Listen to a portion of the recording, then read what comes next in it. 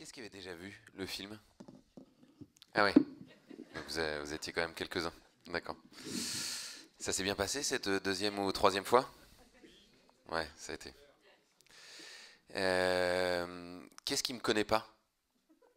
Juste, non mais pour savoir, pour que je me présente. Ok. Donc moi je m'appelle Cyril Dion. Je n'ai aucun rapport avec Céline Dion. Si vous aviez l'intention de faire cette blague, en fait, ça n'est pas la peine. On me l'a déjà fait à peu près 1 million de fois dans ma vie. Euh, j'ai fait plein de choses dans ma vie. À l'origine, j'étais comédien, j'étais acteur. J'ai fait des rôles à Oscar incroyables comme le complice du brocanteur dans Une femme d'honneur ou le maître nageur violeur de la piscine dans le téléfilm policier d'M6. Donc j'espère que vous ne tomberez jamais sur ces moments de télévision rares, mais en même temps voilà, qui ont existé. Après, après j'ai fait de la médecine naturelle. J'étais brièvement réflexologue plantaire. Je massais les pieds des employés stressés de Warner Music et Sony Music au moment où l'industrie du disque se cassait la figure. Donc en général, je faisais 5 minutes de manipulation de détente et ils pleuraient de stress. En fait, c'est parce que leur métier était très très menacé à l'époque. Après, j'ai organisé des congrès israélo-palestiniens. Euh, Rien à voir, hein, mais bon, pourquoi pas. Ensuite, j'ai organisé le premier et deuxième congrès mondial des imams et des rabbins pour la paix. On réunissait 400 leaders juifs et musulmans du monde entier, parmi les plus importants, pendant 4 jours. On les enfermait dans un hôtel pour les obliger à se parler, avec l'idée que l'impact de ce dialogue pourrait améliorer le conflit israélo-palestinien.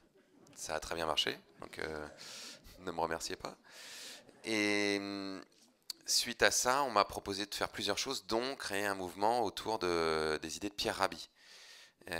Donc ce que j'ai fait, et donc on a créé ce mouvement qui s'appelle Colibri en 2006, fin 2006, qui a bien grandi depuis. Et au cours de ces 7 années où j'ai dirigé Colibri, j'ai créé un magazine qui s'appelle Kaizen, une collection de livres chez Actes Sud qui s'appelle Le Domaine du Possible. Et j'ai fait un film avec Colline Serrault que j'ai conseillé, j'ai coécrit le film avec elle qui s'appelait Solutions locales pour un désordre global, qui était un film sur l'agriculture, qui m'a donné envie, parce qu'en fait j'avais proposé à Colline de faire ce film-là, de faire demain, enfin en tout cas quelque chose qui ressemblait à ça. Puis finalement elle s'est vraiment reconcentrée sur l'agriculture. Et donc au sortir de l'aventure Solutions locales pour un désordre global, je me suis dit quand même il faudrait faire ce film qui essaie de montrer à quoi la société pourrait ressembler si on mettait bout à bout la plupart des solutions qu'on connaît. Et je pensais d'abord le faire réaliser par quelqu'un d'autre, et puis j'ai pas trouvé. Et finalement, je me suis dit, je vais essayer de le faire moi. Et puis après, je suis revenu sur cette décision en proposant à Mélanie de le faire ensemble. Et donc, j'ai démissionné de Colibri en 2013 pour me consacrer à ça, à Demain, qui a été une aventure qui m'a occupé pendant presque 4 ans, puisque on a mis 2 ans à faire le film, qui nous a emmenés dans une dizaine de pays pour aller filmer. J'ai monté pendant 9 mois, comme c'est une sorte d'allégorie de la naissance. Et puis ensuite, le film a eu beaucoup plus de succès qu'on ne l'imaginait, et donc je suis parti tourner pour accompagner le film dans 19 pays, je crois, plus de 200 villes, et donc ça m'a occupé pendant 2 ans, en essayant de faire en sorte que le film soit utile, et donc qu'il suscite de la créativité, de l'énergie, de l'engouement chez les personnes qui le voyaient, pour que ça déclenche des projets, à la fois des entrepreneurs, à la fois des responsables politiques, nationaux, locaux, à la fois des citoyens et des citoyennes lambda. Et effectivement, ça s'est passé comme ça. Et ce film a beaucoup changé ma vie, puisqu'il m'a donné la possibilité ensuite voilà, de choisir ce que je fais. Donc maintenant, j'écris des livres, je fais des films, et parfois des conférences, comme aujourd'hui. Parfois, je parraine des festivals. Donc, Anthony, je t'invite également à te présenter. Donc, je suis paysan pas très loin d'ici, à Udiménil, près de Bréal. J'ai 7 vaches laitières et je transforme toute ma production en fromage.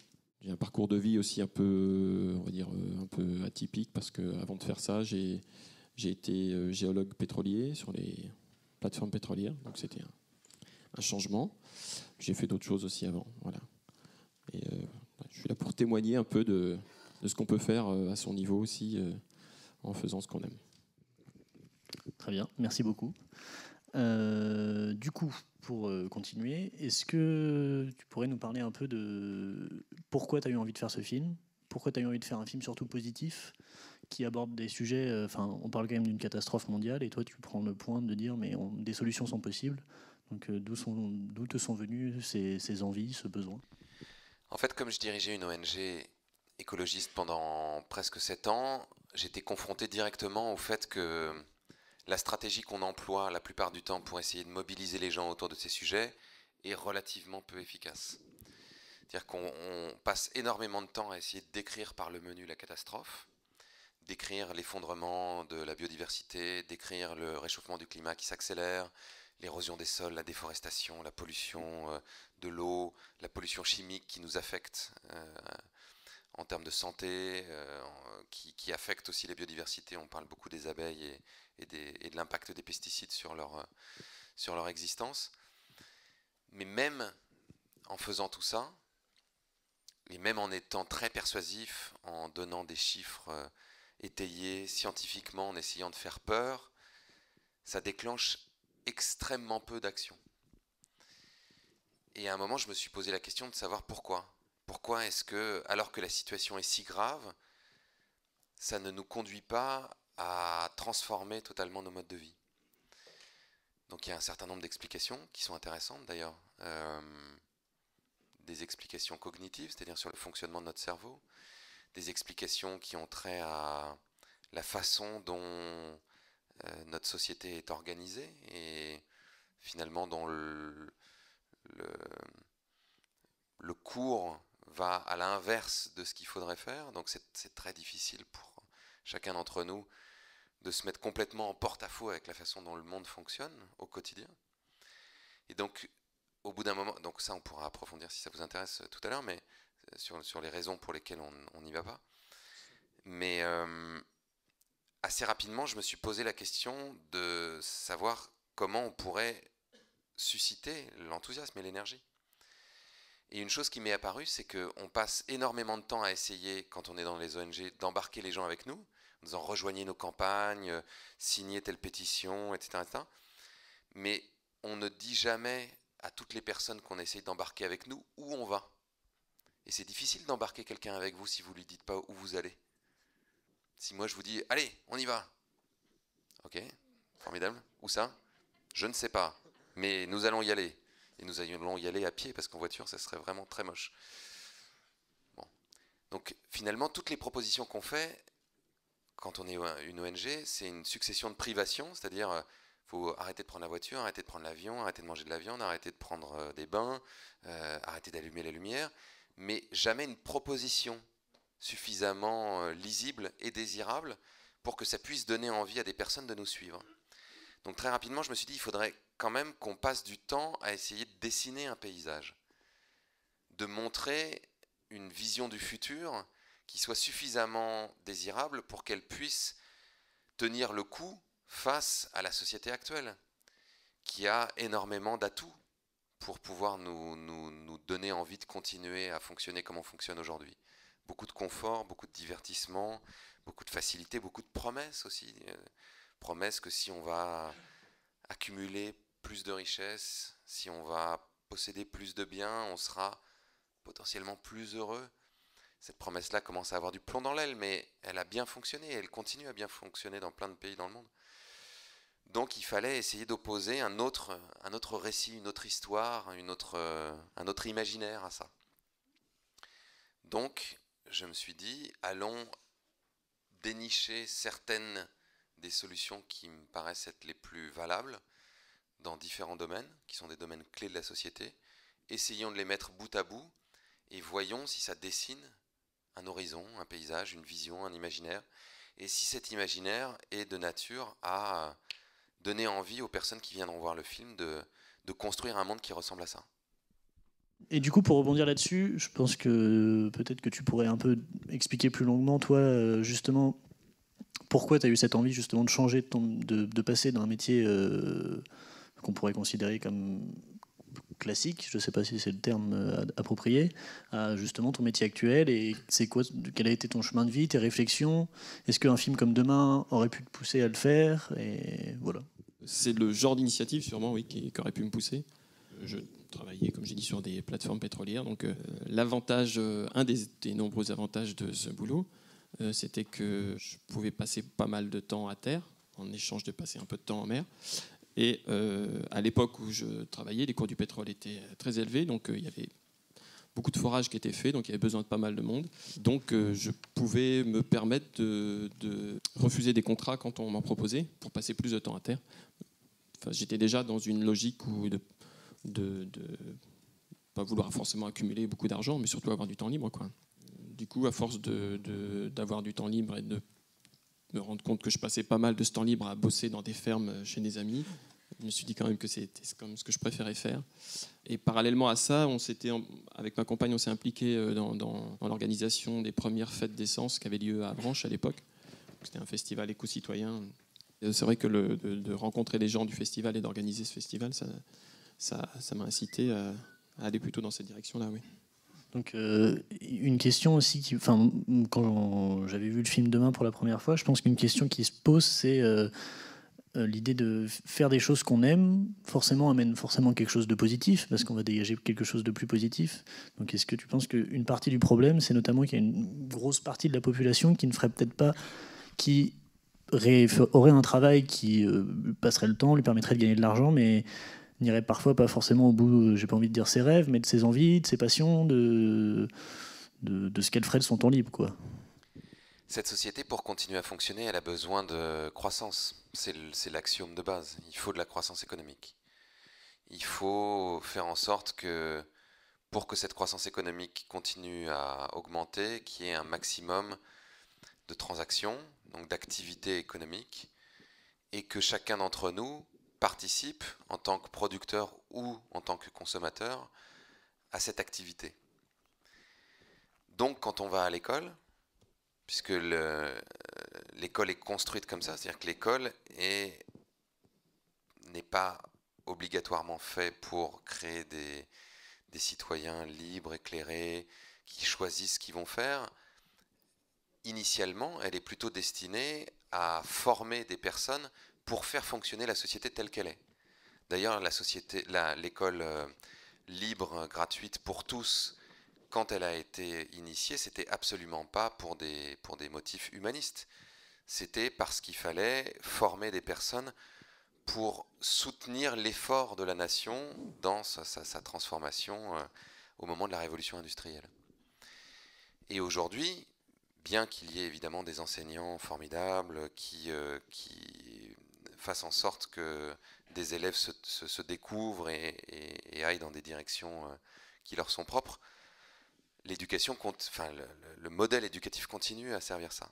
Et donc c'est vrai que depuis qu'on est petit, on nous apprend que c'est important de bien travailler à l'école pour ensuite avoir un bon métier, pour pouvoir gagner un salaire, pour pouvoir survivre. Et ça, c'est un axiome de base, c'est-à-dire qu'il faut avoir un revenu, gagner de l'argent chaque mois pour pouvoir survivre. Et cette nécessité-là nous conduit la plupart du temps à choisir un métier plus ou moins par défaut. Parce qu'on nous a aussi appris que l'emploi était rare, donc précieux. Donc en gros, si tu as la chance de trouver un boulot, il ne faut déjà pas te plaindre, il vaut mieux le prendre, parce que tout le monde n'en a pas. Il y en a plein qui sont sur le carreau de ce modèle-là. Donc, si on regarde les chiffres, puisque je viens de publier un petit bouquin qui s'appelle Petit manuel de résistance contemporaine, et je me suis amusé à regarder les études sur l'adéquation entre l'activité professionnelle et la vocation. Combien de personnes font un métier vraiment qu'elles adorent, qui serait le métier qu'elles feraient si elles n'avaient pas de contraintes financières. Et dans les différentes études qui existent, on voit que c'est de l'ordre de 80% des personnes qui ne font pas le métier qu'elles auraient choisi si elles n'avaient pas la nécessité de gagner de l'argent. Donc ça fait seulement 20% de vocation. Les 80% qui restent, c'est ou vraiment très pénible, c'est-à-dire on va au chagrin, ou alors on a rationalisé, c'est-à-dire que c'est un métier qu'on aime bien. Non, j'aime bien mon métier. Mais en même temps, c'est des personnes que vous retrouvez à la machine à café le lundi, Quand vous leur demandez comment ça va, qu'ils vous disent comme un lundi. Donc, en général, ça n'est pas très bon signe. Ou qui attendent le week-end, ou qui attendent les vacances, et qui, si elles pouvaient faire autre chose pendant leur temps libre, comme toi à l'époque, quand tu te retrouvais à bosser dans les fermes alors que c'était pas ton métier, feraient peut-être quelque chose d'autre. Donc, on a un réservoir de créativité, d'énergie, de matière grise qui est coincé, qui est bloqué, et qui est consacré, encore une fois, à faire tourner le modèle, à faire tourner la croissance économique.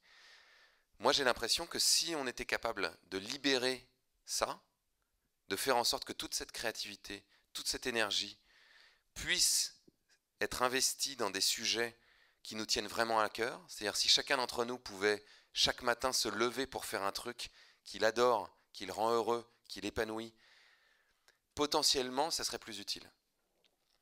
C'est une anecdote que je raconte souvent, mais j'ai un copain qui... je suis né dans une banlieue riche et assez catho de Paris, dans l'ouest, dans les Yvelines. Et j'ai été enfant de cœur jusqu'à 15 ans, quand même. Aïe, aïe, aïe, c'est chaud, hein. Et j'avais un ami donc, qui a fait toute sa scolarité avec moi, qui lui est resté plus catho que moi, mais c'est très bien d'être catho, hein, mais moi je le suis un peu moins qu'avant. Et qui lui a fait des super études, ingénieur, enfin Louis le Grand, puis ingénieur, puis truc, puis machin, et qui est devenu ingénieur chez Safran, qui était la branche militaire de Sagem. Et à l'époque, son boulot, c'était de travailler à construire des tours qui calculaient la trajectoire des missiles pour être sûr que le missile arrivait bien juste au bon endroit. Et il le faisait pour les Israéliens. Et moi, c'était exactement la même période où j'organisais des congrès israélo-palestiniens. Et donc la blague, quand on se voyait, c'est que lui me disait alors, la paix, ça marche, parce que moi, la guerre, ça marche d'enfer. Et un jour, il m'appelle et il me dit, mais est-ce que vous faites du bénévolat dans ton assos? Et je dis, ouais, mais pourquoi tout d'un coup? Et il me dit, écoute, hier, j'étais en train de lire une histoire à Quentin, son fils, là, et c'était l'histoire de Noé. Et à la fin, la dernière page de l'histoire, c'était « Et toi, qu'est-ce que tu as fait aujourd'hui pour rendre le monde plus beau ?» Et quand il a repensé à son histoire de tour de missile, il a eu comme un petit moment de solitude. En se disant, ah. Donc il s'est dit, tiens, je vais appeler mon bon copain Cyril pour voir si je peux pas aller faire du bénévolat dans son association. Et je dis, mais ton problème, c'est pas ça. Ton problème, c'est que ce que tu fais chaque jour, c'est contraire à tes valeurs. Tu vas à l'inverse de ce que tu voudrais construire comme société. C'est ça ton problème.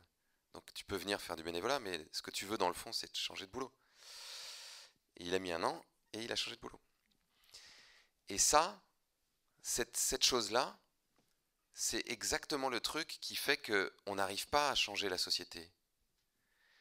Si, par exemple, vous êtes très préoccupé par le changement climatique, préoccupé au point que vous vous dites il faudrait que je fasse quelque chose pour mes transports et je vais plutôt aller au boulot en vélo qu'en voiture, mais que votre boulot c'est de travailler chez Total.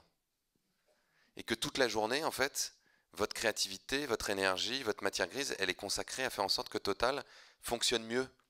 Donc soit capable de vendre plus de pétrole pour pouvoir émettre plus de gaz à effet de serre. Vous vous rendez bien compte que le vélo pour aller au boulot et revenir le soir, ça n'a pas beaucoup d'impact par rapport à tout ce que vous faites dans la journée. Et c'est en ça que je dis que là, il y a une espèce de verrou qu'on a besoin de faire sauter. C'est très bien de s'impliquer dans les associations, c'est très bien d'aller faire des crêpes pour Alternatiba le week-end ou d'aller à une AMAP. Mais encore une fois, si tout ce qu'on fait toute la journée, si toi tu avais continué à bosser dans les plateformes pétrolières tout en étant hyper concerné par le changement climatique, il y a un moment ça va plus. Quand on a fait Demain, là, vous avez vu, quand on était à Totnes en Angleterre, donc il y avait Rob Hopkins là, avec les lunettes et son billet de 21 livres de Totnes, et il y avait un autre garçon qui s'appelle Ben, Dr Bike, qui répare les vélos.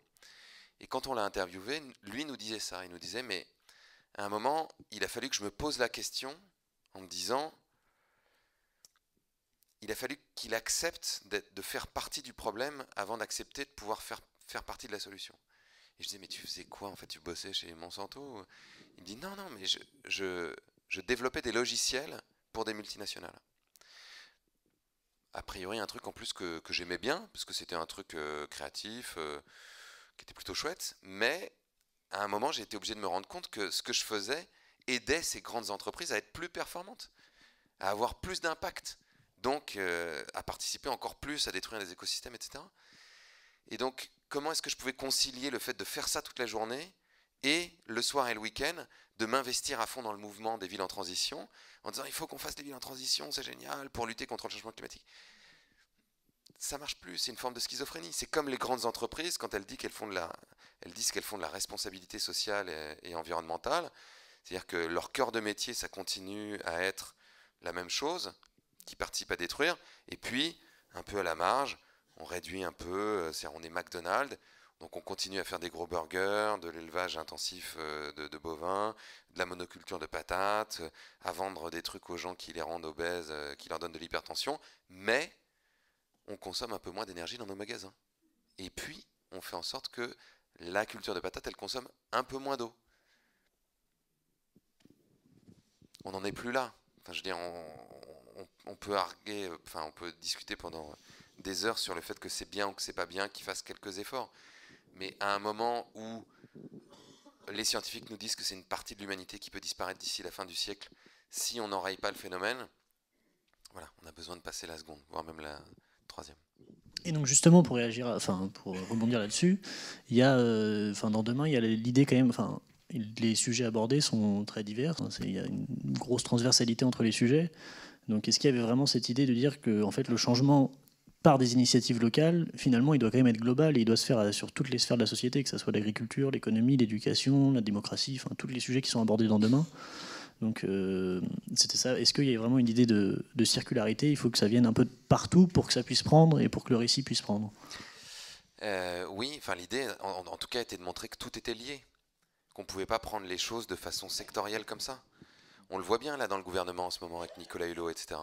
C'est-à-dire que si Nicolas Hulot lance un plan pour la biodiversité en disant on va faire zéro artificialisation nette des sols, parce qu'aujourd'hui on a besoin de réensauvager un certain nombre d'espaces pour que les espèces puissent se développer. Mais que parallèlement à ça, le ministère du Logement continue à lancer des initiatives pour construire énormément de logements sociaux plutôt que de réhabiliter des logements qui existent déjà. Si le ministère de l'Agriculture continue à avoir une politique qui est plutôt une politique d'agriculture intensive qui demande énormément de produits phytosanitaires, notamment des pesticides, ça ne peut pas fonctionner. On a besoin d'avoir une politique qui a une cohérence globale. Donc, dans le film, on a voulu créer une espèce de parcours où on est parti de l'agriculture parce que ça nous semblait être le sujet de base, de trouver comment on est capable de se nourrir. Et puis c'est ce qu'on dit dans le film, quand les civilisations s'effondrent, en général elles s'effondrent parce qu'il y a une rupture dans la chaîne alimentaire, donc il faut déjà assurer ce besoin-là. Et ensuite, voir où ça nous menait. Et quand, par exemple, on s'intéresse à l'agriculture, on voit bien que pour transformer le modèle agricole, à un moment, il faut être capable de se passer du pétrole. Parce qu'aujourd'hui, l'agriculture est totalement dépendante du pétrole. Donc ça demande aussi de réfléchir à une société qui pourrait fonctionner sans pétrole, sans énergie fossile. Donc ça nous plongeait dans le domaine de l'énergie, où là aussi, on a été chercher un certain nombre d'alternatives qui nous ont amenés à d'autres considérations. Et on voit bien que, par exemple, il y a plein de villes ou plein de pays qui disent « non, nous, on ne peut pas faire la transition énergétique parce que c'est trop cher et on est trop endetté ». Ah bon, alors mais pourquoi est-ce que ces pays sont tellement endettés, comme par exemple le problème de la Grèce? Pourquoi est-ce qu'on ne peut pas investir de l'argent dans ce sujet-là plutôt que de l'investir dans des sujets qui paraissent moins prioritaires? Donc ça nous a plongé dans la problématique économique. Là aussi, on a trouvé des alternatives, mais au bout d'un moment, on s'est bien rendu compte que si on voulait transformer l'économie, ça demandait de pouvoir prendre des décisions politiques. Et qu'aujourd'hui, c'était plutôt le contraire. C'est l'économie qui avait pris le dessus sur la démocratie. Donc, on s'est intéressé à la démocratie et à d'autres façons de prendre des décisions collectives. Là aussi, on a trouvé des initiatives formidables, mais on s'est trouvé confronté au fait que pour qu'une démocratie fonctionne correctement, ça demande que chacun d'entre nous soit partie prenante, qu'on soit des citoyens éclairés, ce qui Ce qui n'est pas forcément le cas. C'est-à-dire qu'aujourd'hui, à l'école, on nous apprend plutôt à être, à nous soumettre à une autorité, à nous fondre dans un modèle, plutôt qu'à le remettre en question et éventuellement à le réinventer. Donc, on s'est intéressé à l'école, à l'éducation, ce qui nous permettait aussi de boucler la boucle par rapport au départ du film où on est parti sur la route parce qu'on s'inquiétait par rapport au futur de nos enfants. Et est-ce que, donc, au-delà de cet ensemble de problèmes qui est peut-être un problème de système, il n'y a pas un problème qui est plus ancien que même le système actuel de la route vers la croissance, qui est un système qui impose l'idée que l'homme est au centre des choses et qu'il ne vit pas avec sa nature, mais contre un peu la nature qui l'entoure, de par sa manière de consommer, de par sa manière de vivre. Enfin, ce qui est sûr, c'est qu'aujourd'hui, l'homme est plus invasif que la plupart des espèces animales. Et donc, quel lien, toi, tu fais entre cette idée qui est profondément ancrée que l'homme est au centre l'homme est au centre du monde et que la nature est là, mais qu'elle est un peu sous-jacente, enfin, elle n'est pas si importante en fait. De mon petit point de vue de paysan, c'est quelque chose qu'on retrouve dans l'opposition entre des petites structures et des très grandes structures. Et dans une petite ferme familiale où on va être beaucoup plus proche de ces animaux, plus en contact au jour le jour avec tout ce qui se passe. Et dans ce cas-là, c'est plus facile effectivement de replacer l'homme où il est, dans son milieu, par rapport à des grands systèmes comme ils ont tendance à se développer maintenant. Ça serait sur l'agriculture, déjà, premièrement, c'est vrai que ça se voit le plus. Enfin, on le voit aujourd'hui avec le retour de l'agriculture locale, plus respectueuse de l'environnement, les AMAP, enfin ce dont vous parliez. Ouais, c'est visible parce que le monde agricole est implanté dans un milieu, on va dire, naturel, plus naturel que... Oui. Voilà. Mais oui, c'est partout en fait. Ouais, c'est pas... Non, mais ce qui est passionnant et en même temps compliqué, c'est que ça pose la question de savoir à quoi les êtres humains servent. Parce que quand tu regardes les écosystèmes, finalement, tout concourt à une espèce d'homéostasie, à faire en sorte que la vie se perpétue.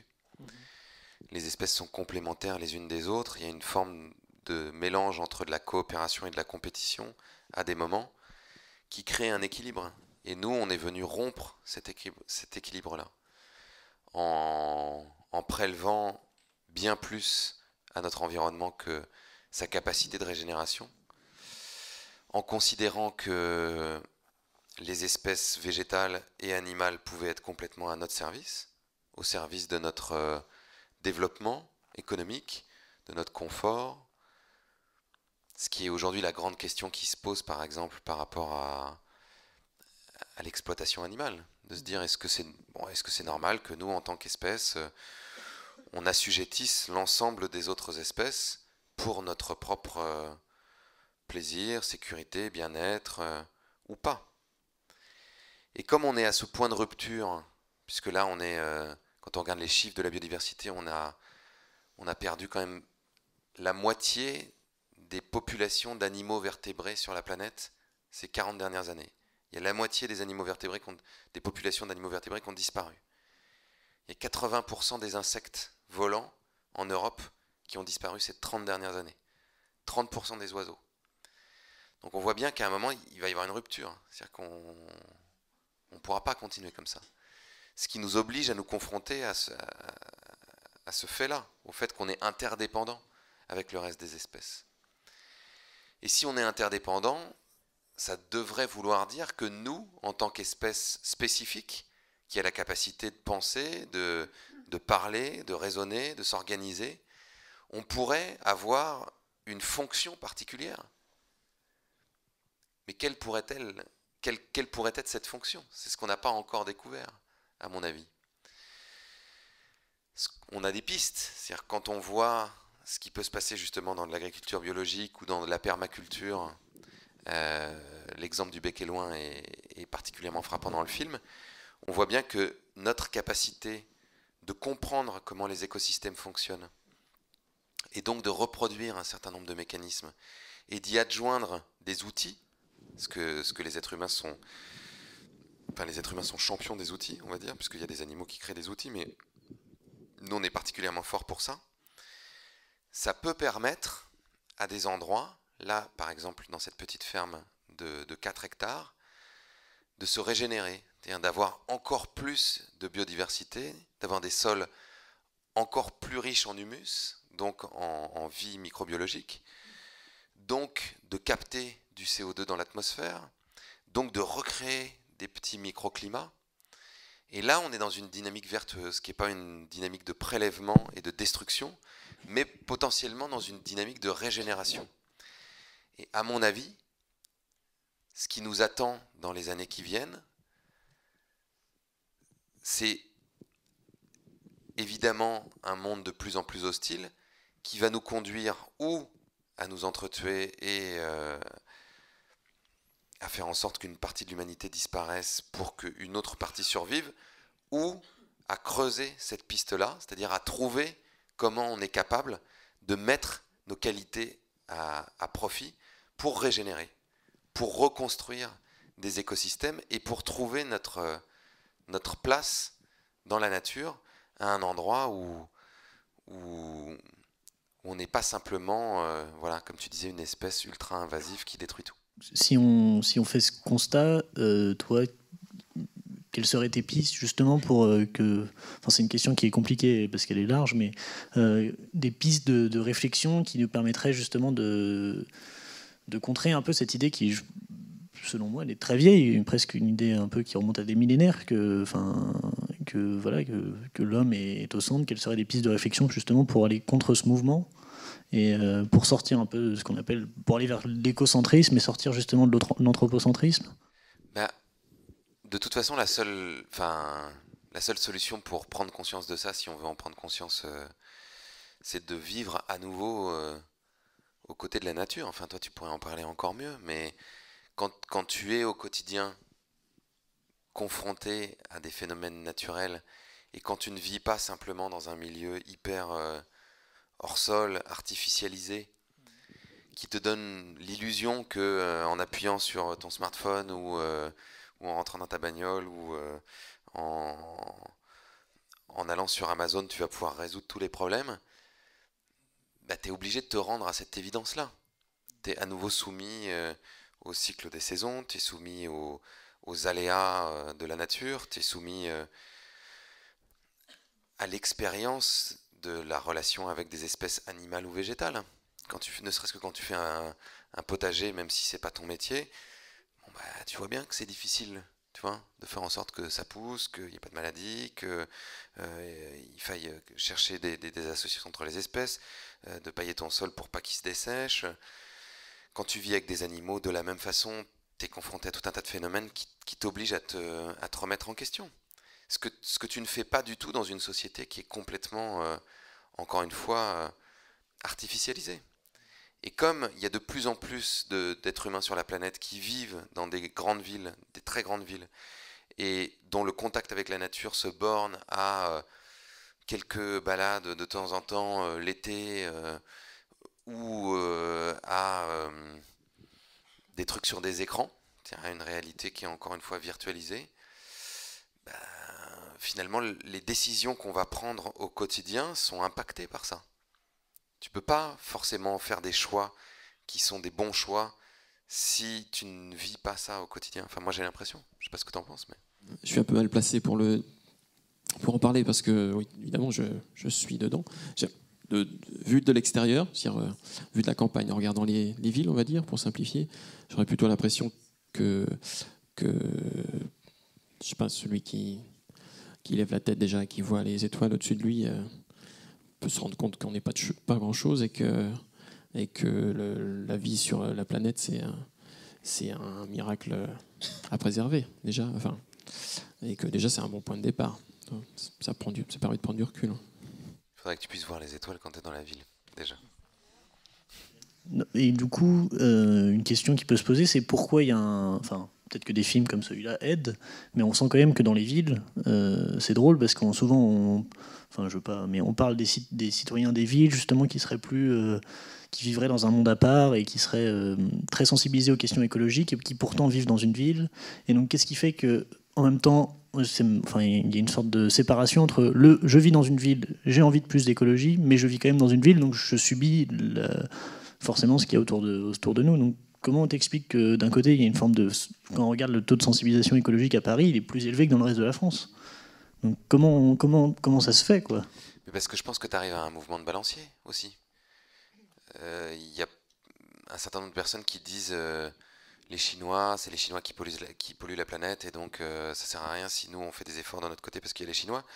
Mais les Chinois aujourd'hui, ils subissent tellement fort les impacts de la pollution qu'ils sont obligés de réagir et que tu as une population hyper sensibilisée en Chine. Il y a 1 200 000 personnes qui meurent chaque année de la pollution de l'air en Chine. Ils ont tellement déboisé et tellement artificialisé des zones entières qui sont devenues complètement arides qu'ils ont mobilisé, là, il y a quelques mois, 60 000 soldats pour aller replanter des forêts. C'est ahurissant. Ils ont créé des parcs éoliens, là, notamment dans le désert de Mongolie. Le plus gros de ces parcs produit l'équivalent de 38 centrales nucléaires. Pourtant, au départ, on pourrait se dire, ils sont vraiment partis dans une société ultra consumériste, etc. Mais ça devient tellement insupportable qu'il faut bien faire quelque chose. Quand tu vis dans Paris, il y a à la fois le fait que tu es au contact d'une vie culturelle, intellectuelle riche, et donc que tu es au contact d'un certain nombre d'idées qui peuvent t'amener à t'intéresser empiriquement à tout ça. Mais tu es aussi au contact du fait que l'air est extraordinairement pollué, que en France c'est quand même 48 000 personnes par an qui meurent de la pollution, qu'on est hyper tassé, qu'il y a des bagnoles, qu'il y a du bruit, qu'il y a du gaz. Donc il y a un moment, notre besoin de nous reconnecter à un peu de nature nous conduit à se dire, bah tiens, je vais aller dans une AMAP, tiens, je vais essayer de revégétaliser des endroits de la ville, faire des toits végétalisés. C'est un phénomène relativement naturel. Mais parce qu'on a ça en nous, on est la nature. Donc c'est normal qu'à un moment, elle nous manque et qu'on soit dans une forme d'asphyxie si on n'est pas au contact avec elle. Enfin, j'ai l'impression. C'est vrai que c'est quelque chose qu'on va beaucoup moins le voir à la campagne. Mais on va le voir de plus en plus. Enfin, si ça continue. Quand tu parlais tout à l'heure du nombre d'insectes qui chutent, c'est vrai que on ne le voit pas forcément tous les jours. Du coup, c'est pas quelque chose dont on prend conscience. Après, si on commence à réfléchir un peu à quoi ressemblaient les phares de la voiture dans les années 80 et à quoi ils ressemblent maintenant, on se rend bien compte qu'il n'y a plus les millions de moustiques sur la calandre à l'avant. Enfin, des petits détails comme ça. Ça fait rigoler pour l'instant, mais petit à petit, je pense que même à la campagne, ça va être des questions. Enfin, les apiculteurs là, qui voient leurs abeilles mourir par milliers, ils le disent aussi quand même. Si vous avez des questions dans le public, ça pourrait être intéressant, enfin des réactions par rapport au film et à ce qui vient d'être dit, ça serait aussi intéressant. C'est pas tout à fait une question, c'est remercier non pas le conférencier, mais le réalisateur du film. Parce que moi, c'est la première fois que je le vois et j'ai passé un très bon moment de cinéma. Très belle lumière, belle vitesse, le montage est super et c'est un très joli film. C'est juste tout ce que je voulais dire. Merci beaucoup, beaucoup, beaucoup.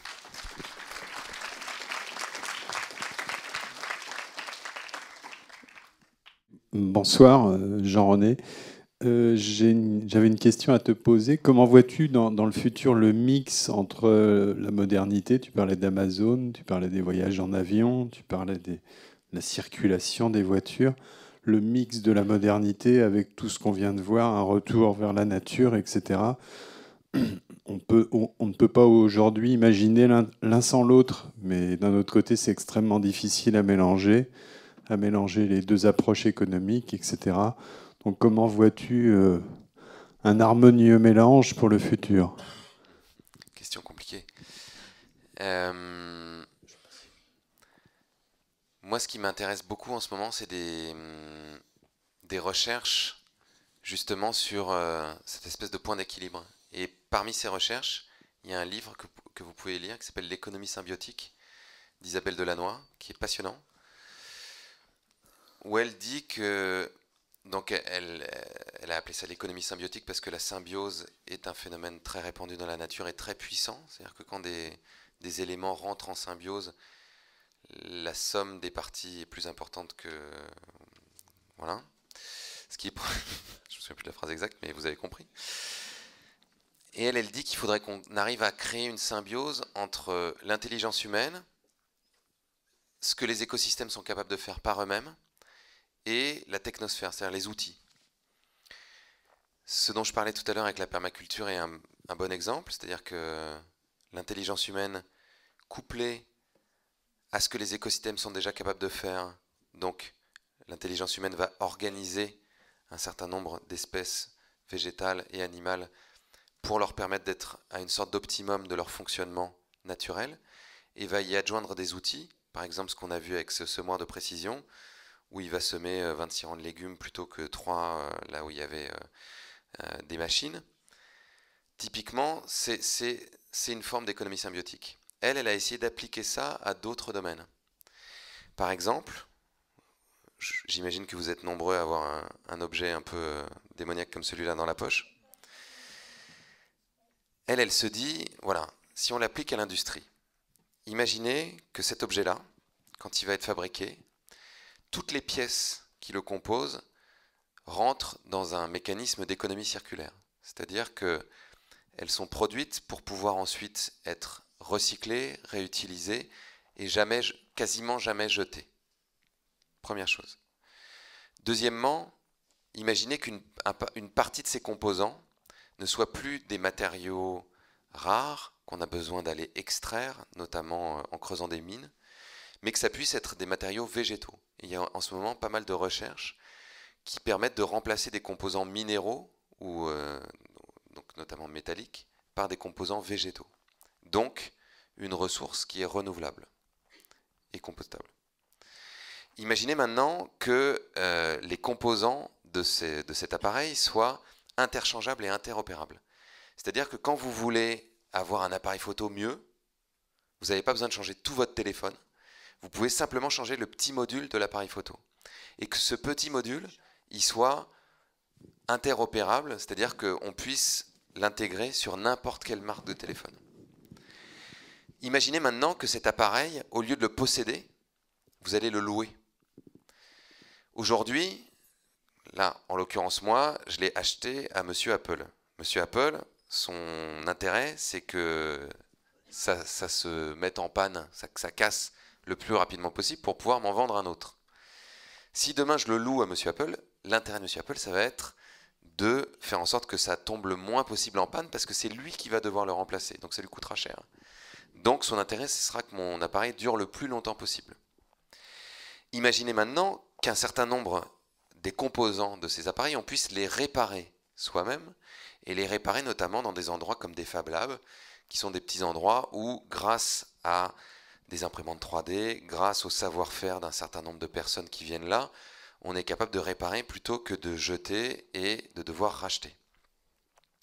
Imaginez maintenant que cet objet, donc c'est moins vrai pour un téléphone, mais ça pourrait être vrai par exemple pour une voiture, au lieu de l'avoir simplement pour moi, je le partage. Une voiture, on sait aujourd'hui que c'est 90% de sa vie garée, donc ça n'a pas forcément de sens de posséder une seule voiture pour soi, notamment dans les grandes villes où c'est très facile de descendre et de trouver des voitures en libre service. C'est moins vrai à la campagne, malheureusement. Il y a une étude par exemple de l'ancien vice-président de General Motors pour l'Université du Michigan qui montre qu'on pourrait avoir la même qualité de mobilité, notamment dans les villes, avec 80% de voitures en moins, parce qu'on pourrait les partager. Si on met bout à bout tout ça, tous ces facteurs que je viens d'énumérer, on pourrait arriver à des économies de matière jusqu'à 90%. C'est-à-dire qu'on aurait besoin de 90% de matière en moins par rapport à ce qu'on utilise aujourd'hui pour produire et utiliser des objets. Et si cette matière qu'on utilise, elle est, comme je le disais tout à l'heure, recyclable, compostable, ou qu'on va la chercher dans les déchets du XXe siècle qui existent déjà, on voit qu'on pourrait arriver à une société totalement différente, qui serait là dans une forme d'équilibre entre ce qu'on prélève et ce qu'on utilise pour créer de l'activité économique et qui permettrait de continuer à avoir de l'activité, c'est-à-dire de produire des choses, de produire, d'échanger, et pas forcément d'être dans une société où du jour au lendemain, on arrête tout. En gros, on enlève la clé du contact, on dit bon bah voilà, le système économique actuel c'est fini, on met la clé sous la porte, on arrête tout ce qui est production, consommation, échange, et qui la ferait s'écrouler du jour au lendemain. Et ça n'est pas réaliste. Et malheureusement, cette dichotomie-là, cette opposition entre des personnes qui disent non, il faut aller dans une décroissance totale, et des personnes qui disent mais non, mais il faut de la croissance, il faut de la croissance, il faut de la croissance, elle n'est jamais résolue. Et donc je ne dis pas que l'économie symbiotique est la solution, je dis que c'est une piste de recherche qui, moi, me paraît potentiellement très intéressante, et je suis sûr qu'il y en a plein d'autres. Mais aujourd'hui, comme je le disais tout à l'heure, on a besoin de libérer du temps, de libérer de la matière grise pour pouvoir se pencher sur ces questions-là et faire de la recherche. Et si notre temps continue à être accaparé, à faire des boulots qu'on aime à moitié, simplement pour avoir un salaire, simplement pour faire tourner la croissance économique, on n'a pas le temps. On se retrouve dans une situation qui est absurde, qui est bon bah voilà, il y a une partie de l'humanité qui pourrait disparaître d'ici la fin du siècle, toutes les espèces vivantes disparaissent, il faut qu'on fasse quelque chose. Ah bah mon vieux, j'ai pas le temps, faut que j'aille au boulot. Ah bon, ouais, d'accord, ok. Bah après le boulot, ah mais après le boulot j'en peux plus, moi tu sais, j'en ai jusque là, j'ai qu'une envie, c'est de me coller devant la télé et puis de regarder un bon film, et puis le lendemain ça recommence. Bah oui, mais alors quand est-ce qu'on s'y met, quoi? Donc c'est pour ça que dans des choses structurelles, pour continuer un peu sur ce volet-là, des choses structurelles qui pourraient nous aider, je trouve aussi que cette idée, par exemple, d'un revenu de base, d'un revenu universel, suffisamment conséquent pour que ça permette à des gens de passer d'une activité subie à une activité choisie, c'est très intéressant aussi, dans les pistes qui nous permettraient de faire évoluer la société, d'aller chercher dans les gains de productivité énormes qu'il y a aujourd'hui avec le trading de haute fréquence, etc., pour financer ça. À mon avis, c'est des pistes intéressantes qui nous permettraient de libérer de la créativité, de faire des recherches et peut-être de trouver des meilleures solutions pour garder un minimum de technologie, de confort, et en même temps d'arrêter de tout détruire sur cette planète. Enchanté, Antoine. Alors moi, j'ai quelques critiques à faire sur votre film et plus largement sur la pensée que vous nous divulguez là. Je trouve qu'au final, on peut qu'être d'accord finalement avec ce que vous dites, parce que c'est une forme d'écologisme assez lisse, moi je trouve, au final. Et surtout sur un point, lorsque vous dites que les gens travaillent finalement juste pour avoir un salaire, pour faire tourner de la machine, je pense que les ouvriers agricoles, les ouvriers chez Renault, ou même les professions intermédiaires, les gens qui galèrent un peu dans la vie, ils ne sont pas juste là pour faire tourner la machine. Je pense qu'il y en a aussi qui essaient juste de faire vivre leur famille ou simplement nourrir leurs gamins, ce genre de choses. Et que je trouve ça un peu moralisant d'un point de vue très individuel, finalement, de dire que j'ai pas le temps parce que mon boulot me saoule ou ce genre de choses. Oui, certes, mais c'est aussi parce que les gens ont des responsabilités ou des choses à faire, et que l'écologie, et même la pensée écologiste, est une pensée finalement qu'on peut avoir tout en étant dans des classes populaires, mais qui peut se faire massivement tout de même quand on appartient aux petites classes bourgeoises, des petites classes parisiennes notamment. C'est pour ça qu'à Paris, qu'il y a aussi une pensée écologiste qui est extrêmement forte, parce que ce sont des petites classes sociales bourgeoises qui peuvent avoir le temps de participer à l'écologie, ce genre de choses. Donc voilà, c'est simplement une critique que j'avais à faire là-dessus, et j'attends vos réponses, évidemment. Vous avez l'air plus vieux que moi, dis donc. Non, désolé pour de ton dire nom. on a des responsabilités, c'est sérieux, faut faire. D'une part, en fait, c'est ce que vous dites, c'est exactement, enfin, une partie de ce que vous dites, c'est ce que je dis depuis tout à l'heure, c'est-à-dire que pour moi, on est prisonnier du fait qu'on doit gagner de l'argent pour survivre. C'est pas une remise en question des personnes. C'est pas dire que les personnes sont nulles parce qu'elles font ça. C'est dire qu'on est coincé là-dedans, qu'on est coincé dans le fait que chaque jour, il faut aller au boulot, et il n'y a pas forcément besoin d'être ouvrier agricole pour ça. C'est vrai dans je ne sais combien de métiers. Je vais vous prendre un autre exemple qui va aller dans votre sens. Il y a des moments où on n'a pas le choix. Il y a des moments où on ne peut pas. Par exemple, mon beau-père, il a été obligé de commencer à travailler à 14 ans pour nourrir sa famille. Il voulait être prof d'histoire, et finalement, il est devenu boucher. Il est devenu d'abord apprenti, puis boucher. C'était pas ce qu'il voulait faire dans la vie. Il n'a pas eu le choix, parce qu'il devait nourrir sa famille. Et il devait nourrir sa famille à 14 ans, pas à 35 ans. Évidemment qu'il y a des cas extrêmes comme ça. Ce que je dis, c'est que si toutes les personnes qui était capable aujourd'hui d'opérer ce choix. C'est-à-dire de faire en sorte que ce que je fais chaque jour, ça participe à construire un monde dans lequel j'ai envie de vivre, plutôt qu'un monde où simplement je dois survivre. Là, en l'occurrence, je pense que Tonio, quand tu bossais dans les plateformes pétrolières, tu gagnais plus d'argent que maintenant. Ah bah oui, c'est clair, faut pas compter. Donc c'est pas ça, faut pas compter. Mais c'est pas forcément pour ça qu'on a le choix. Moi, je connais des personnes qui ont fait le choix, par exemple, de la sobriété, c'est-à-dire qui ont fait le choix de gagner très peu d'argent, mais de faire quelque chose qui leur plaît, plutôt que de faire une profession qui leur permettrait de gagner beaucoup plus d'argent, théoriquement d'avoir plus le choix. Et ça, c'est pas une question de classe sociale, de petite classe bourgeoise parisienne. Il y a des avocats qui travaillent jusqu'à 23h le soir, qui voient jamais leurs enfants, qui pourraient vous dire qu'ils n'ont jamais le temps de penser à l'écologie. À côté de ça, vous avez des ouvriers qui terminent à 17h et qui pourraient se dire, tiens, oui, génial, de 17h à 23h, j'ai beaucoup plus de temps que l'avocat qui finit à 23h.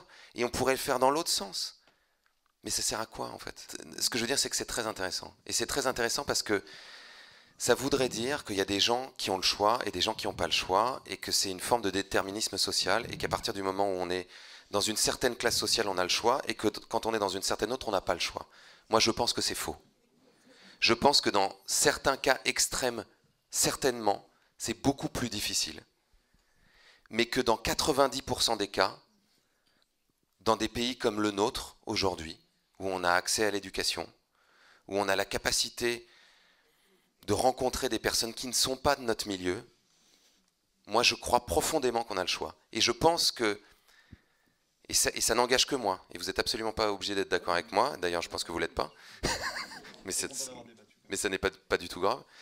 Et je pense que cette idée, justement, qu'on n'a pas le choix, fait partie de l'asservissement qu'on a depuis tout petit.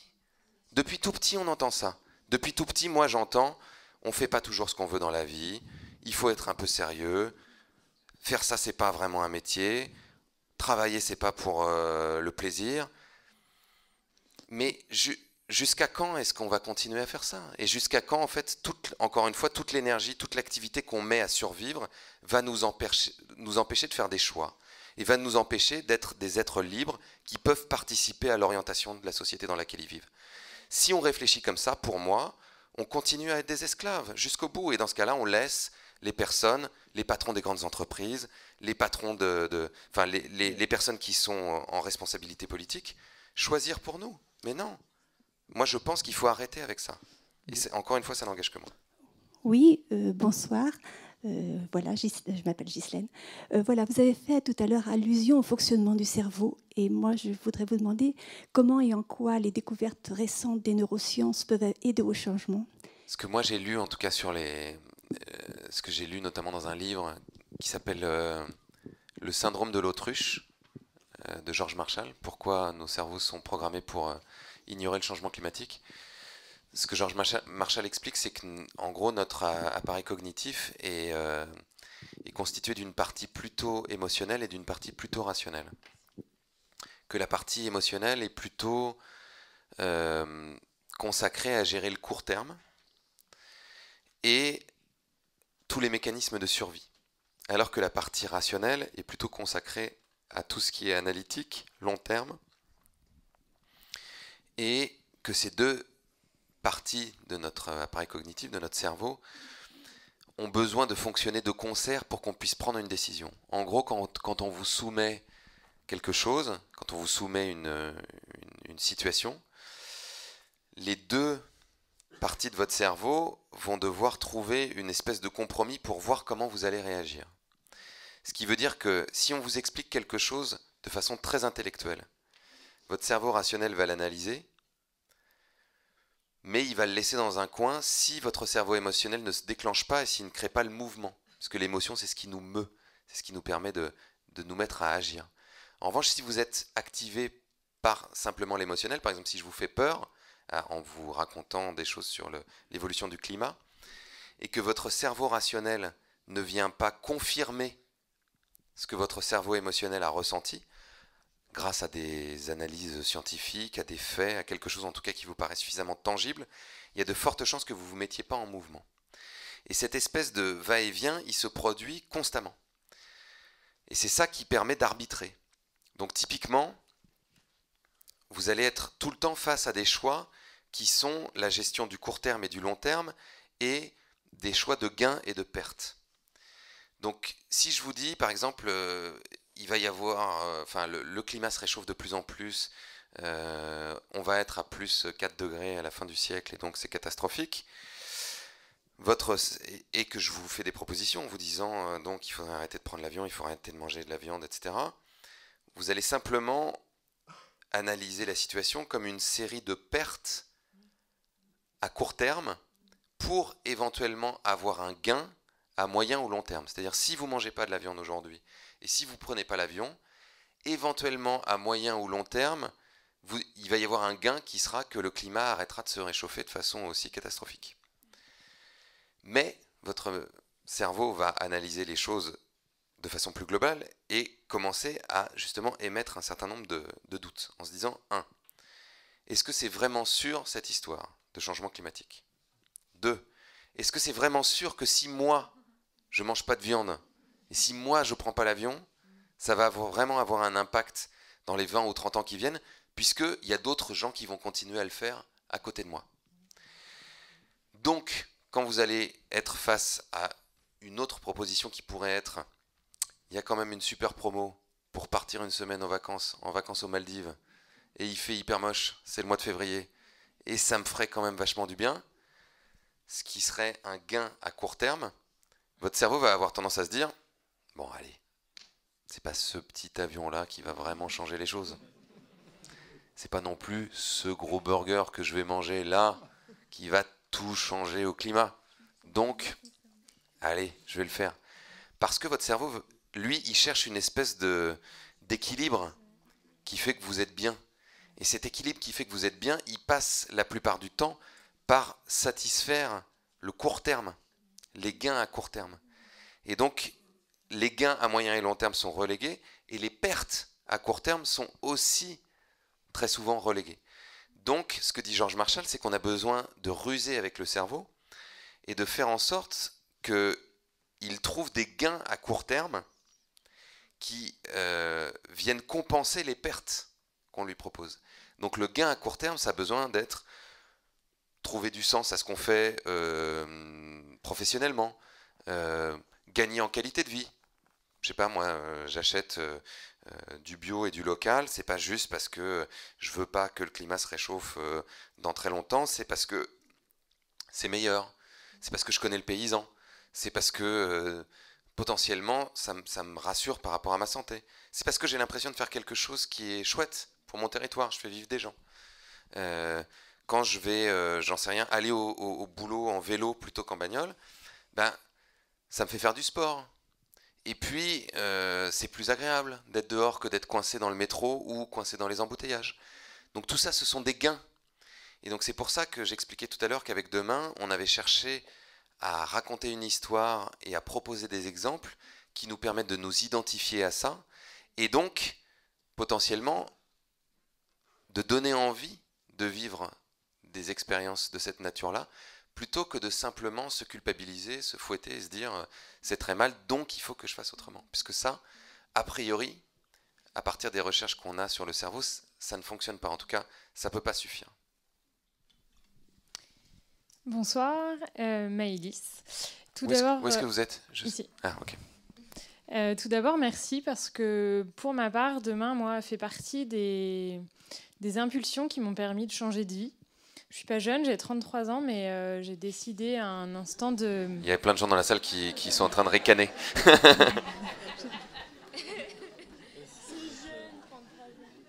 Non mais, bref. Plus aussi jeune que vous aimeriez, mais quand même relativement jeune. J'ai changé de vie, j'étais infirmière, responsable qualité hygiène d'un bloc opératoire, et je me retrouve tout à fait dans ce que vous dites. Le système de santé est ce qu'il est aujourd'hui. Notre clinique appartenait à un fonds australien, alors qu'on était dans une petite clinique normande. Enfin voilà. Puis en adéquation avec ce pourquoi je faisais ce métier. Et donc, j'ai décidé de tout quitter pour monter ma boîte. Aujourd'hui, on valorise les déchets alimentaires en électricité. Et je voulais rebondir sur ce que vous aviez dit tout à l'heure, quand vous disiez par exemple que McDo ou d'autres grosses boîtes faisaient un peu de greenwashing, parce que c'est un petit peu ça, hein, de se dire bah non, mais nous on réduit l'eau dans nos champs de pommes de terre. Malgré tout, au quotidien, on essaye, nous, de sensibiliser vraiment les gens à ça. On pourrait être des ayatollahs et se dire non, non, il ne faut pas faire ça, il faut être zéro déchet parce que c'est la solution. Mais on s'est rendu compte aussi qu'il valait mieux faire 10 km à 100 que 100 km tout seul. Et que finalement, c'est aussi en sensibilisant et en étant aux côtés des gens que ça prend aussi et que ça fonctionne. Et on se rend compte aussi, malgré tout, aujourd'hui, dans cette salle, je pense qu'on est tous très sensibilisés à ces questions-là et qu'on se pose vraiment beaucoup la question. Mais je pense malheureusement que dans la population aujourd'hui, il y a encore des gens qui sont à des milliards de kilomètres de tout ça, quand il suffit de voir les soldes et le Black Friday et tout ça, et cette surconsommation. Je me dis aussi que malgré tout, ce greenwashing qu'opèrent les grands groupes allume des petites lumières dans les têtes de ces gens qui sont dans l'hyperconsommation et se disent, mais finalement, si McDo s'y met, c'est que finalement, il y a peut-être quelque chose à faire. Donc, je suis d'accord avec vous que ce n'est pas la solution et qu'il faut aller plus vite et passer la 3e et je dirais même la 5e. Malgré tout, voilà, c'est, je pense, un petit pas qui peut faire avancer les choses. J'ai l'impression que ça va dans l'autre sens, c'est-à-dire que c'est McDo qui commence à faire des trucs parce que justement, il y a tellement de gens qui se préoccupent de ces sujets-là qui peuvent d'une certaine façon pas faire autrement. Maintenant, là où je vous rejoins, c'est qu'on ne peut pas faire tout du jour au lendemain. Ça, c'est sûr. Dans le petit manuel là, de résistance, je cite un révolutionnaire serbe qui s'appelle Popovic et qui dit il faut voir grand, mais commencer petit. L'idée, c'est qu'une grande victoire, c'est une succession de petites victoires atteignables. Si du jour au lendemain, vous vous dites bon, allez, c'est fini, je deviens zéro déchet la semaine prochaine, et puis j'ai plus de voiture, et puis je mange plus 1 gramme de viande, c'est fini, on est mardi, jeudi j'arrête. C'est évident qu'on va échouer. Et non seulement on va échouer, mais en plus ça sera hyper décourageant parce qu'on se sera donné un objectif énorme, et comme on n'y sera pas parvenu, eh ben, on va se décourager et ne plus rien faire. Alors que si on se dit, bon, je commence par 1 jour par semaine où je mange moins de viande, pas de viande. Si je vais 1 jour par semaine en vélo au bureau, ou si, j'en sais rien, moi je prenais l'avion tous les ans, bah maintenant je le prends tous les 2 ans, mais qu'on continue à faire ce genre de petits pas les uns après les autres, c'est-à-dire que la première victoire nous donne de l'énergie pour en avoir une deuxième, puis une troisième, parce que l'idée c'est de ne pas s'arrêter. C'est de se donner un grand objectif, c'est-à-dire se dire, bah, tiens, mon grand objectif, c'est par exemple de devenir zéro déchet, mais je commence par, ok, je fais un petit compost dans ma cuisine. Et puis quand j'ai réussi cette étape-là, que ça m'a donné de l'énergie, bah, je me donne une deuxième étape. Ma deuxième étape, c'est, bon, bah, j'arrête d'acheter des bouteilles d'eau, ok. Et ma troisième étape, ça va être, j'en sais rien, eh ben je répare les trucs plutôt qu'en racheter. Et chacune de ces étapes participe à construire un objectif plus vaste. Et c'est vrai pour tout le monde, c'est-à-dire que c'est vrai pour les associations, c'est vrai pour les États. Si on se donne des trop gros objectifs tout de suite, il y a de fortes chances qu'on échoue, qu'on se décourage et que ça ne serve à rien. Si on se dit, on construit une stratégie avec plein de petites étapes, et que chacune de ces étapes est atteignable à l'endroit où on est, là on a de plus fortes chances à la fois d'arriver à notre objectif et parfois d'y arriver plus vite. Ok, du coup bonjour, moi c'est Sylvain. Toute cette thématique c'est quelque chose qui m'intéresse depuis un petit bout de temps, qui fait qu'aujourd'hui je vais bientôt commencer à travailler dans les énergies renouvelables. Et comme je pense qu'on est pas mal ici quand même de jeunes, nous on n'a pas vécu tout ce qui est les hippies, etc. Et non, c'est vrai, mais des fois on peut se poser la question, relativiser. Alors que nous, oui. Relativiser et se dire que relativiser et se dire que est-ce que c'est vraiment quelque chose qui est vraiment en train de changer? Est-ce qu'il y a vraiment du changement? Et est-ce que ça va pas s'essouffler? Parce que c'est des questions quand même qui sont vraiment importantes. Parce que lorsqu'il y a une pépite qui jaillit, bah, faut qu'elle allume un feu. Et si elle allume pas le feu, bah, ça sert à rien en fait. Et des fois, c'est des petits trucs qu'on peut se dire. Et on a besoin aussi, par exemple, d'un film comme Demain pour nous dire on n'est pas seul. C'est bien, faut continuer. Faut aller dans cette direction-là. Et voilà, c'était un peu pour avoir votre avis par rapport à ça, qui est un petit peu plus âgé et qui avait du coup ce regard plus large. Non, mais c'est vrai, mais c'est important. C'est horrible, je viens d'avoir 40 ans en fait il y a quelques jours. Je pense que vu de toujours pareil, hein, je parle toujours vu de mon coin de campagne, ça ressemble pas vraiment à quelque chose de passager. On voit beaucoup de jeunes qui veulent s'installer en agriculture sur des petits projets bien différents de ce qui pouvait se faire par le passé. Et il y a une vraie demande. Beaucoup en maraîchage évidemment, parce que c'est toujours quelque chose qui intéresse beaucoup, mais on voit aussi d'autres projets originaux qui se créent en élevage ou autre. Et du coup, la volonté, elle est là. La volonté à la fois des gens qui veulent s'installer, mais aussi des consommateurs qui recherchent. Il y a de la place, il n'y a pas du tout de saturation sur ce marché, si on peut parler de marché. Et la complication, elle vient simplement des fois de la rigidité d'organismes existants pour pouvoir, notamment sur la disponibilité des terres pour des petits projets ou le suivi financier, justement, les banques ne vont pas suivre des projets qu'elles ne comprennent pas. Mais globalement, l'impression que ça donne, c'est quand même que c'est quelque chose qui est bien parti. Non, et puis enfin, vous avez raison, parce que effectivement, il y a eu plein de mouvements, les beatniks qui ont donné les hippies, qui ont donné les machins, et puis bon, bah, les hippies n'ont pas changé le monde, hein, mais 68 non plus. La différence là, c'est que a priori, la contrainte va nous rattraper. C'est-à-dire que le mouvement hippie ou le mouvement beatnik, il était vraiment... moi, j'adore la Beat Generation sur la route de Kerouac et tout ça. C'était vraiment en réaction à la société de consommation, à un certain nombre de normes sociales. Là, on a une contrainte écologique qui est incontournable si ça continue comme ça.